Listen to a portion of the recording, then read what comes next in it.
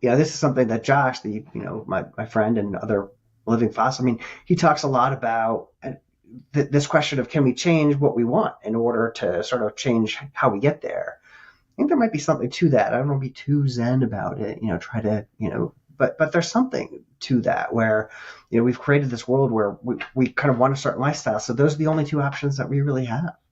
Is it Josh or is it you who has the what would a hunter gatherer do That's heuristic? Josh. Yeah. Right. It comes across, if you ever chat with him in person, he really does sort of crave the hunter gatherer lifestyle. I've been camping with him, and he really is kind of at home when he's in this environment. I mean, obviously, when we're camping, we don't have to worry about the things. We're not going to starve. We're not going to get eaten by a lion. But yeah, Well, you might in parts of North America. Oh, not a lion, but there are we had a lion, but there are real predators. there's critters out there. Yeah, that we're here in Pennsylvania. We got a bear too. So, um, but yeah, and I sort of get it too. When you're out in these environments, there is something, there's something that feels natural about the natural world. It's just tricky because the other world is kind of nice too, like indoor plumbing. That was a good idea. That's nice. So there's trade-offs everywhere. Yeah, and hunter gatherers have some pretty serious trade-offs. Although I think I'm persuaded by the anthropologists who suggest, having done field work with hunter gatherer groups, that they probably are more sort of contented than modern people, despite experiencing a lot more hardship than us in a lot of ways, including things like high child mortality. But people do see people when you don't have that constant stress of the evolutionary mismatch. It does seem to. It's really good for people. It's really good for people psychologically. Right. They've avoided the so-called diseases of civilization, but there's other diseases the medical stuff is tricky. I mean, there are, it's not idyllic. I mean, there's another piece to it too, which is that existing hunter-gatherers are sort of the groups that are, got pushed out into the places that other people didn't want to be. And so how representative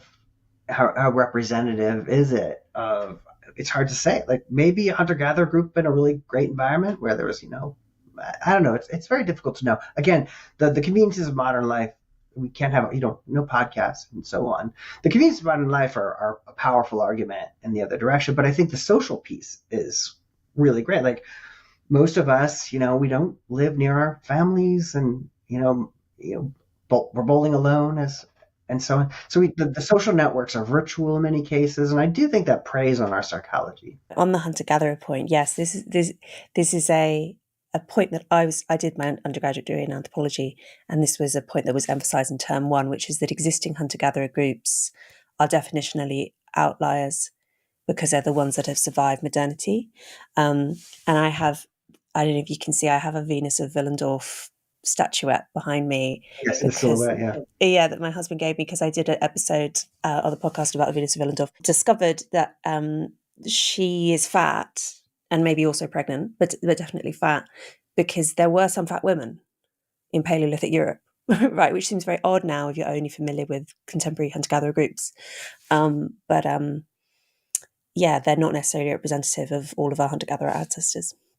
Yeah, and ultimately, unfortunately, we'll never, we have as much evidence as we have from the anthropological, the archaeological record, but it's difficult to know. I think, again, for me, this piece about waking up and in a world where the folks who are sort of really close to you, them, they were probably mostly your friends, again, holding aside rivalries. I don't know, like as a person who lives in a big city and I'm around 1 million people, and yet I don't know any of them.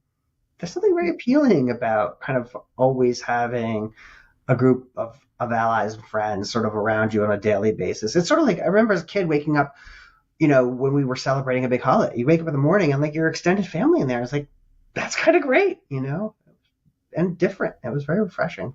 And yet intentional communities have a bit of a bad record, at least to my knowledge, in terms of, I suppose people who form intentional communities are often doing so for ideological reasons, which rather than kin reasons or for mutual support. And so maybe they're more prone to collapse for that reason. So that's a great point. And that's why I think the kibbutz might be a better like a better example. I mean, those have been fairly successful. It seems to be, it would seem to have.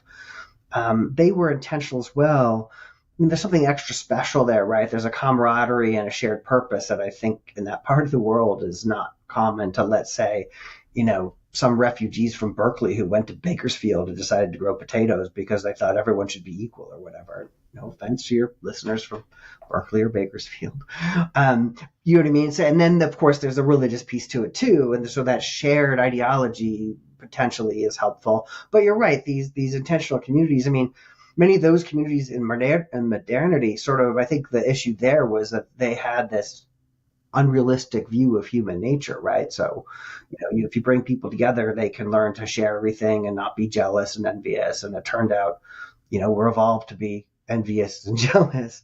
And you can't just, put up a bunch of rules and sort of undermine that deep psychology that's there no matter what. They're also probably selected for weirdness in terms of who joins them.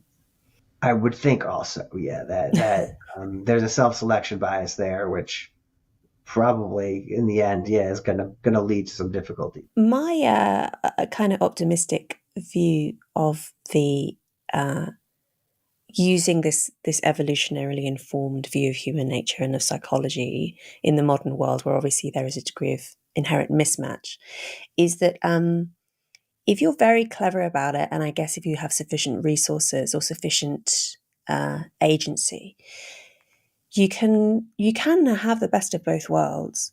Have you seen Mark Zuckerberg, right, one of the richest men in America, I guess? He's quite into this. He does a lot of like martial arts.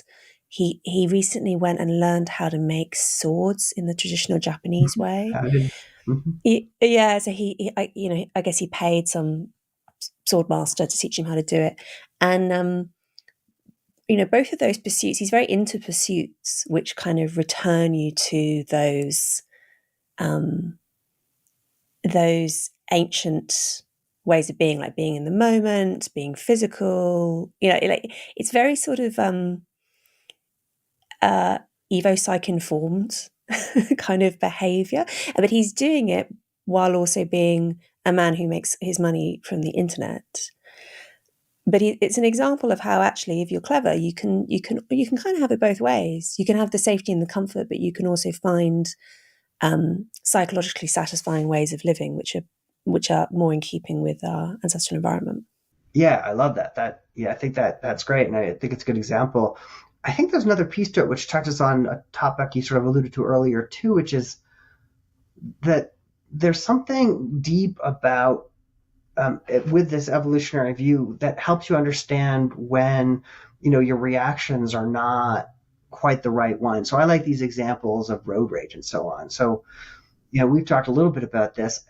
I find this helpful, right? So if you know that when people do something kind of bad to you, you're evolved to want to harm them. You've got this deep motivation for revenge, and then you sort of step back for a second and say, oh, okay, this is Darwin who's saying, when someone hurts you, you got to hurt them or they're going to keep doing it. But then, you have this additional step, which is like, well, I'm never going to see that guy again. So I don't actually have to have that anxiety. I don't have to have that anger. I don't have to indulge that emotion. In other words, sort of countermanding the anxiety that the modern world is sort of trying to impose on you. I think that's freeing. I mean, again, for things like I don't have TikTok. I do occasionally scroll through some social media, but it helps to say, oh, this is just, I have this evolved system that wants me to get more information and maybe wants me to get social approval through likes. That's what's causing me to do this. I'm like, I don't have to do that. And so I think that's another kind of way in which you've got this like best of both worlds. You could just do your thing.